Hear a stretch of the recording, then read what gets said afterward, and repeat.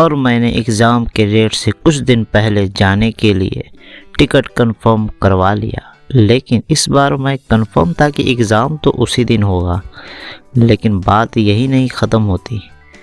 Date पूरे तरीके से स्थगित कर दिया गया, लेकिन अब मेरे पास कोई ऑप्शन नहीं रह गया। मैंने सोचा कि अब एग्ज़ाम का तो कोई कंफर्मेशन नहीं है, लेकिन टिकट तो भाई कंफर्म है, तो चलो थोड़ा घर हो आए। और इस तरह से वो दिन भी आ गया कि मैं घर जाने की तैयारियों में जुट गया। हेलो दोस्तों, ट्रैवल स्टोरी के एक और ख़ूबसूरत से वीडियो में आपका स्वागत है। तो बने रहे हमारे साथ। मैं काफ़ी टेंशन में था कि जाने से पहले किस तरह पैकिंग करूं, कौन कौन से कपड़े ले जाऊं, क्या पहनूं क्या ना पहनूं, कौन सी किताबें ले जाऊं। क्योंकि हर बार यही होता है कि जब भी कहीं जाओ कुछ बुक ले जाना का दिल तो करता है, और इसी चक्कर में कई किताब जो रूम में महीनों तक जिसको देखना भी नहीं है वो भी ले जाना को काटता है। और जब उसको ले जाओ तो लौट के किताबें जैसे गई थी वैसे ही वापस आ जाती है। खैर, मैं कह रहा था कि मैं अपने बैकपैक की पैकिंग के बारे में सोच रहा था कि और क्या क्या सामान यहाँ से ले जाओ, लेकिन सारी प्लानिंग यहीं आकर ख़त्म हो जाती है कि भाई रखेगा कहाँ। तुम्हें तो बस एक 55 लीटर के छोटे से पिट्ठू बैग में बैकपैक में ही सारे चीज़ों को सेटअप करना है। यही सोच कर हुआ बुरा हाल रे। और आखिरकार मैंने बस थोड़े छांट के और सामानों को अगले दिन के लिए बिखेर के इसी टेंशन के साथ सो गया। आधे दिन गुजर जाने के बाद जब मैं नेक्स्ट दिन उठा तो अब आंधी तूफान जैसा माहौल, अफरा तफरी, ये इधर वो उधर, जैसे तैसे करके 70% तो भाई बैग में आ गया। लेकिन अब बाकी बचे बुक, कुछ इलेक्ट्रॉनिक आइटम, कुछ खाने पीने के सामान, नमकीन, चॉकलेट और भी तरह तरह के ठंडी के कपड़े।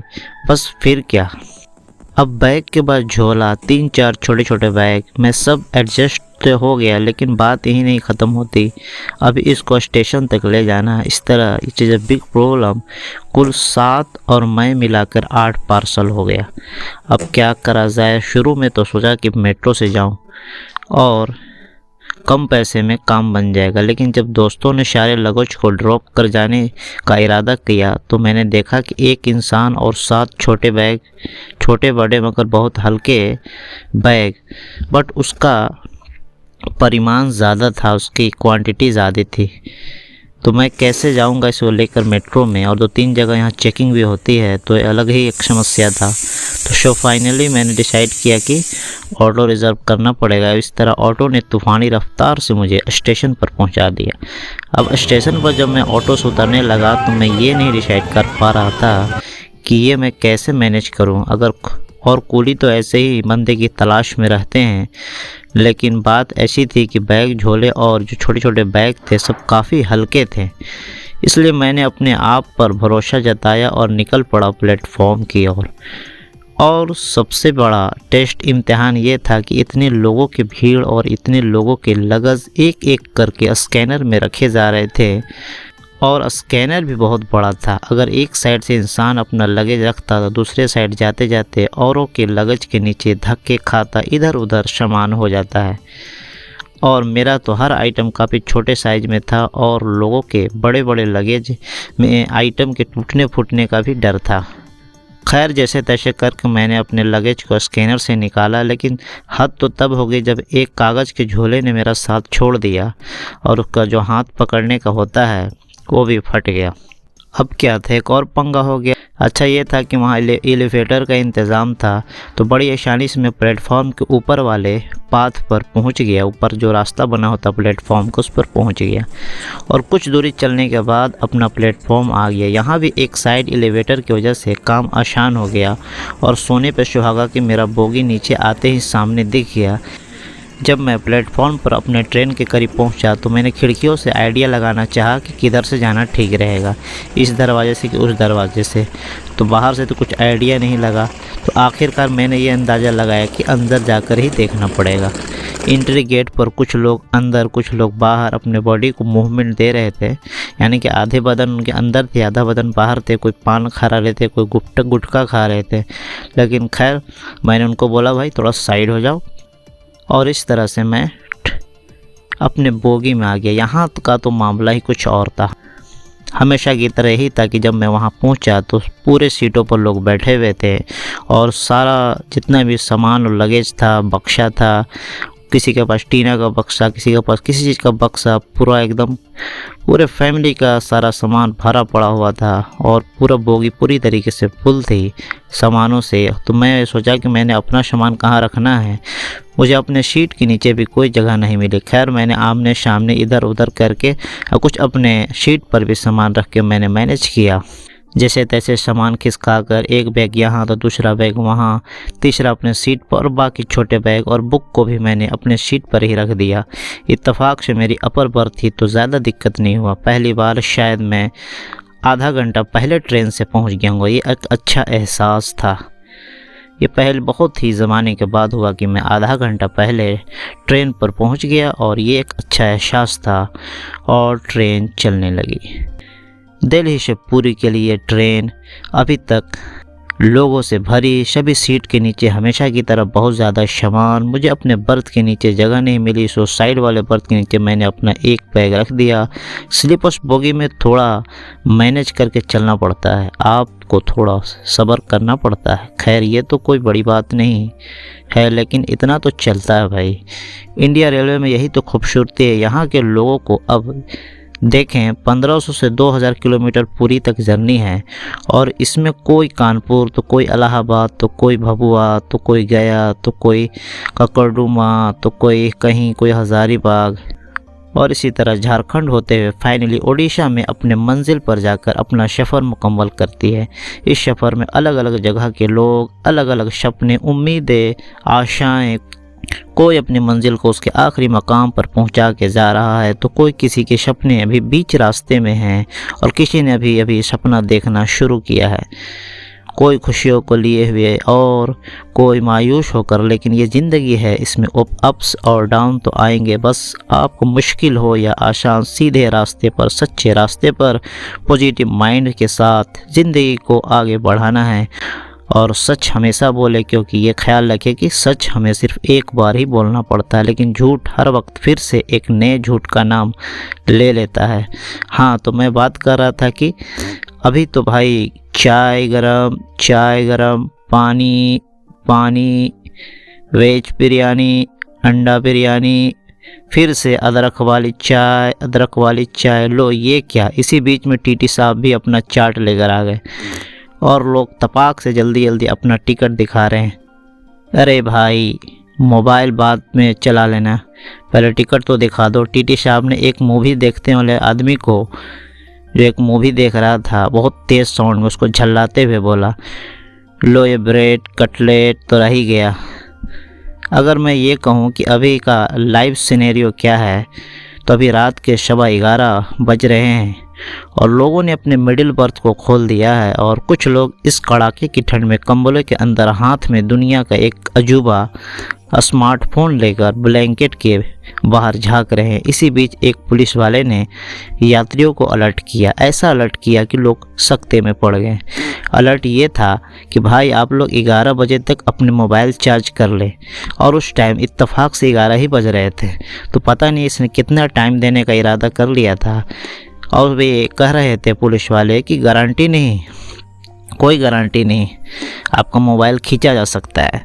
मतलब कहने का क्या मतलब हुआ, बस यही कह दे कि यात्रीगण अपने सामान की रक्षा स्वयं करें। अब बताओ कि अभी ट्रेन 11 बजे तो खुली है, और 11 बजे कह रहे हैं कि चार्ज अपना मोबाइल कर लो। How can this possible.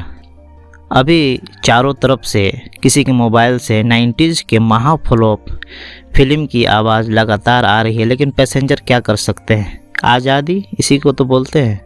लो ये स्वीपर भाई, साफ़ सुथरा करने वाले जो बोगी को, ट्रेन को और ट्रेन के बाथरूम को अपना टैलेंट दिखाने आ गए। ट्रेन तो स्टार्ट में ठीक ठाक हालत में रहती है, शुरू में तो सब चीज़ फ्रेश रहता है, लेकिन सुबह तक वो हाल होता है बोगियों का और बाथरूम का कि हर कोई पनाह मांगता है। अरे भाई थोड़ा साउंड कम कर लो, रुलाएगा क्या? कहीं कहीं से इमोशनल डायलॉग की आवाज़ आ रही है। अब धीरे धीरे ट्रेन में सन्नाटा अपने आखिरी दहलीज की ओर जाता हुआ। ट्रेन ने भी अपनी रफ्तार पकड़ ली है। बस यही स्पीड अगर कंटिन्यू रहे तो भाई वाह। मैं अभी साइड लोअर पर बैठा हूँ और कुछ ऐसा सीन है कि मुझे कभी इधर कभी उधर लोग आ रहे हैं जा रहे हैं, मतलब मत पूछो। ऐसा लग रहा है कि वो स्कैनर जो मेट्रो में होता है या कहीं भी कि उसमें कार्ड डालते हैं तो फिर वो सामने वाला खुलता है, फिर आदमी आगे निकलता है। दूसरी तरह हो गया कि बार बार मुझे पैर अपना हटाना पड़ रहा है और लोग आ रहे हैं जा रहे हैं, हर एक सेकंड के अंदर यही हो रहा है। ये देखो फिर अदरक वाली चाय आ गई। और भाई कहाँ चले, अपना मोबाइल लेकर ही जाना। ये भाई साहब ने मोबाइल को चार्ज में लगाया, मुझे और मेरे ऊपर जिम्मेदारी छोड़ दी कि मैं आ रहा हूँ। तो ऐसा खैर होता रहता है ट्रेन में। ये पानी वाले कितनी बार लोग इनसे बहस करेंगे, 15 का पानी 20 में देंगे, लेकिन खैर इस बार कामयाबी मिली और खुले ने काम कर दिखाया। नहीं तो पानी वाले ने तो इतना बहाना बनाया था कि मत पूछो। अब तो लोगों की आदत सी हो गई है कि रेलवे वाले की मनमानी सहने की। अब हाल ये है कि लोग अब ख्वाबे खरगोश में धीरे धीरे जाने लगे हैं, यानी कि अब सोने की तैयारी करने लगे हैं। लेकिन ये चाय गरम कहकर लोगों की नींद में रुकावटें डाल रहे हैं। अभी मेरे सीट के बगल वाले भाई ने खाना खाना शुरू कर दिया है, तो मैं थोड़ी जगह उनके लिए छोड़ देता हूँ। बातें तो चलती रहेगी और चारों तरफ की खिड़कियों को पूरी तरीके से सील बंद कर दिया गया है, चूँकि कड़ाके की ठंड है। और दूसरा ये जो मोबाइल खींचने वाले से बचने के लिए भी और भी पर्स वगैरह खींचने वाले से बचने के लिए भी ये सिक्योरिटी बेहतर है। ठंड में आप कभी भी बिना कंबल के सफ़र न करें, नहीं तो वो आपकी ज़िंदगी की यादगार बन जाएगी।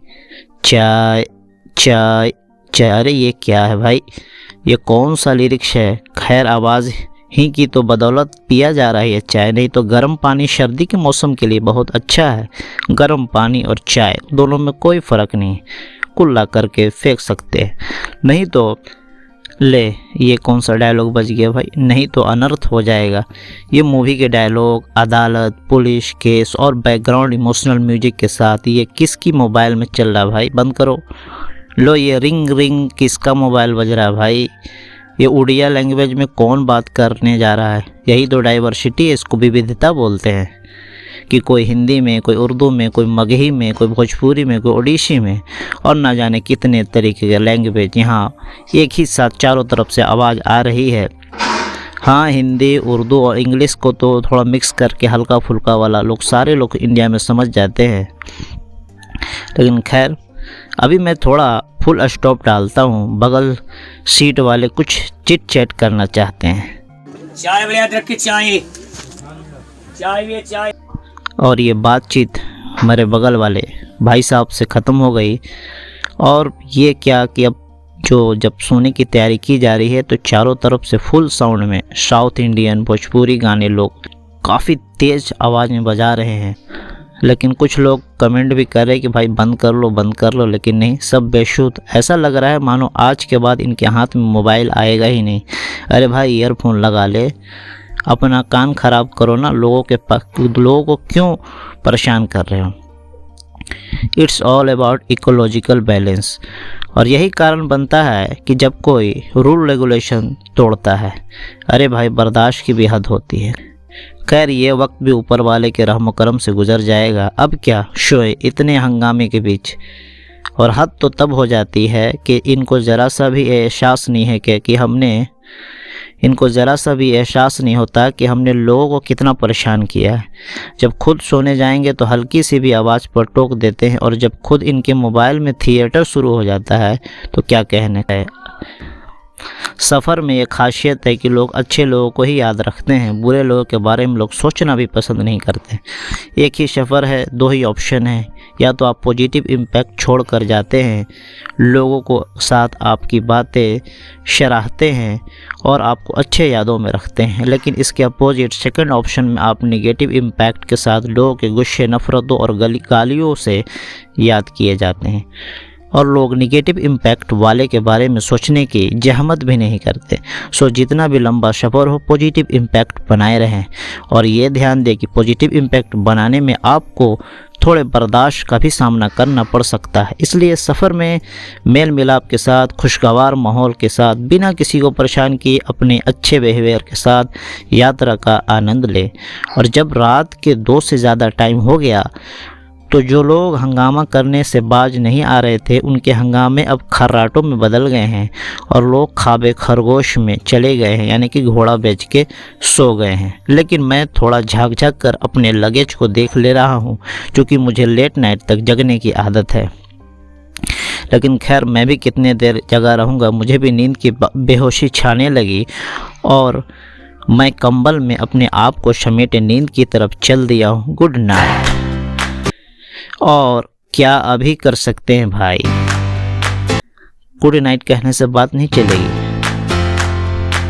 ये मैं अभी थोड़ी देर बाद उठा हूँ और रात भर अगल बगल में किसी ने फुल साउंड में फिल्म को चला रखा है और जब वो लोग सो गए तो उनके खर्राटे ने भी सोने नहीं दिया और पूरी रात में करवटें बदलता ही रह गया। ऊपर से ट्रेन 5-6 घंटे की देरी से चल रही थी। सुबह होते ही मुझे नींद की थपकियों ने सुलाना शुरू कर दिया और मैं थोड़े थोड़े इंटरवल की नींद लेते हुए फाइनली 1 बजे उठा। ओह, और इस बीच में चाय, ब्रेड ऑमलेट, कटलेट, चाय और ये ना जाने क्या क्या मुझे जगाने में कोई कसर बाकी नहीं रखा था।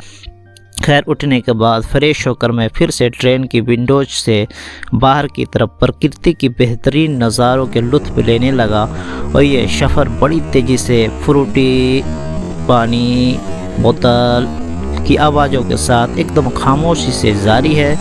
लोगों के अल्फाज ख़त्म हो गए हैं और वो एनर्जी ना रहा, बस घर पहुंचने की राह देख रहे हैं। अब लोकल पैसेंजर की रश भी बोगी में अपनी उपस्थिति दर्ज करा रही है। दरवाज़ों पर भी कुछ लोग दिख रहे हैं।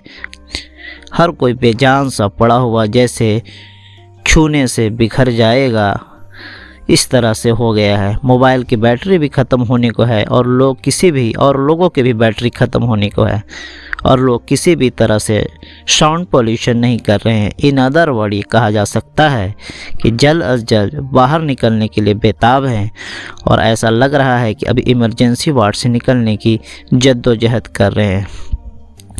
और ये इस तरह से ट्रेन का ये मामला है कि हर 100-200 मीटर के बाद रोक दे रही है ट्रेन। चूँकि हुआ ये है कि अभी ठंड की वजह से धुंध है और सामने से सिग्नल नहीं क्लियर मिल पा रहा है, इसलिए हर 200 मीटर 300 मीटर चलने के बाद ट्रेन थोड़ी देर रुक जा रही है और इस तरह से कहीं आधे घंटा, कहीं 1 घंटा कर करके और ये ट्रेन 8 घंटे लेट ऐसे टाइम में हमें पहुंचाती है स्टेशन पर कि आना जाना भी बड़ा मुश्किल है। खैर जैसे तैसे करके गिर पड़ के और अपने सब्र का इम्तिहान देते हुए हम लोग अपने गंतव्य स्टेशन, अपने डेस्टिनेशन स्टेशन पर पहुंच गए।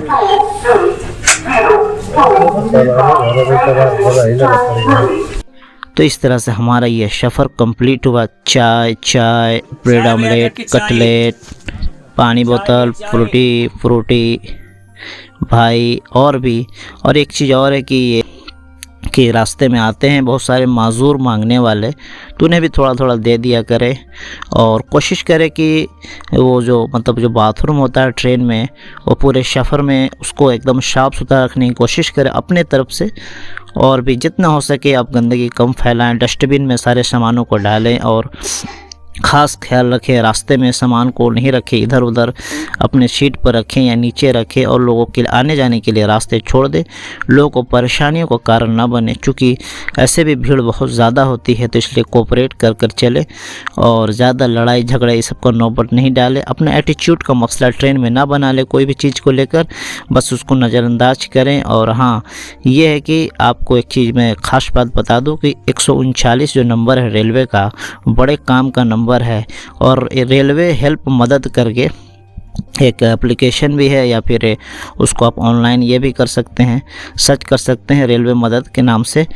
तो उस पर आपकी सारी शिकायतें दर्ज होती और बहुत ही सीरियस काम होता है। मैंने इसका लाइव टेस्ट लिया है, मैं इसको कभी स्टोरी आपको सामने शेयर करूँगा। तो ये एक सफ़र था जो दिल्ली से घर की तरफ हुआ और ये काफ़ी अच्छा सफ़र रहा। तरह तरह के एक्सपीरियंस से दो चार हुआ, तरह तरह की विविधताओं जो भारत की है, लैंग्वेज की और लोगों की और कल्चर की, मिक्स कल्चर की विविधताएँ देखता हुआ मैं इस सफ़र को मैंने कंप्लीट किया और बहुत सारी चीज़ों से मैं यहाँ दो चार हुआ, बहुत सारे एक्सपीरियंस लेकर मैं अब घर की तब चला। और इसके बाद की एक बहुत ही ज़बरदस्त स्टोरी आपका इंतज़ार कर रही है। तो बने रहे हमारे चैनल ट्रैवल स्टोरी के साथ को लाइक सब्सक्राइब करना बोले। Thank you.